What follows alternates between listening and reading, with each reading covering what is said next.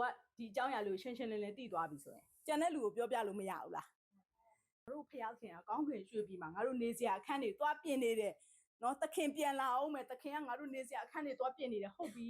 ဒါဆိုငါလည်းနေစင်တယ်အဲ့အိမ်မှာဘာလုပ်ရမလဲဆိုရင်ဘာပြောမလဲ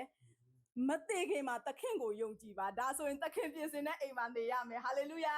ဒါဆိုရင်ဧဝံဂေလိဖြစ်သွားပြီအားကြောင့်မို့ကျွန်တော်တို့ကဲတင်ခြင်းကိုဂါဂါနာနာသိဖို့ဆိုတာအဲ့ဒါပြောပြတာမြန်မာနိုင်ငံနေထားနဲ့ခတ်မှန်းပေါ့နော်လူ100မှာ8ယောက်ကခရစ်ယာန်ဖြစ်တယ်အဲ့8ယောက်ကမွေးဖွားတဲ့နှုံးနဲ့62ယောက်ကမွေးဖွားတဲ့နှုံးနဲ့တူမလား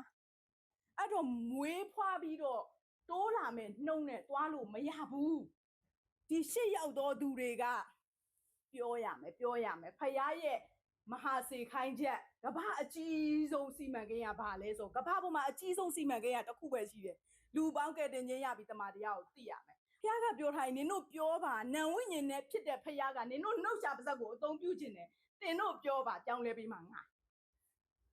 ကိုယ့်ဘာကိုပြောင်းလဲလို့မရတာနော်သူများကိုလည်းကိုကသွားပြောင်းလဲပေးလို့မရဘူးကိုကဲတင်ရှင်မဟုတ်ဘူးကဲတင်ရှင်အကြောင်းကိုနင်တို့ပြောပါသူတို့ကိုပြောင်းလဲပေးမှငါတဲ့ဖယားပြောတာရှင်းရှင်းလေးအဲ့တော့ကျမတို့ကကိုယ်တိုင်တိတော့မှအခုဥပမာဒီဘောပင်လေးကဘလို့ရေးလို့ကောင်းတယ်ဘယ်နိုင်ငံကထုတ်တယ်ဒီဘောပင်လေးတစ်ချောင်းကိုနော်တရက်မှာစာမျက်နှာ10မျက်နှာရေးမယ်ဆိုလို့ရှိရင်ဘယ်နှလအသုံးခံတယ်ဒီဘောပင်လေးအကြောင်းကိုသိမယ်ဆိုဒီဘောပင်လေးကိုကြော်ညာလို့မရဘူးလားဆိုရတယ်ကျမတို့ဖယားသခင်ကဘာလုပ်ပေးနိုင်တယ်ဆိုတဲ့အကြောင်းသိတော့မှသူများကိုပြောပြလို့ရမှာလေနော်ဖယားဘလို့ကဲတင်တယ်ဆိုတာကျမတို့ကိုယ်တိုင်ဘာဖြစ်လဲသိပြီဆိုဘာဖြစ်လဲပြန်စည်းထွက်ပါတဲ့ဟာလေလုယာအဲ့ဒါကအခုမှယုံကြည်လို့ဧဝံဂေလိပြောလို့မရဘူး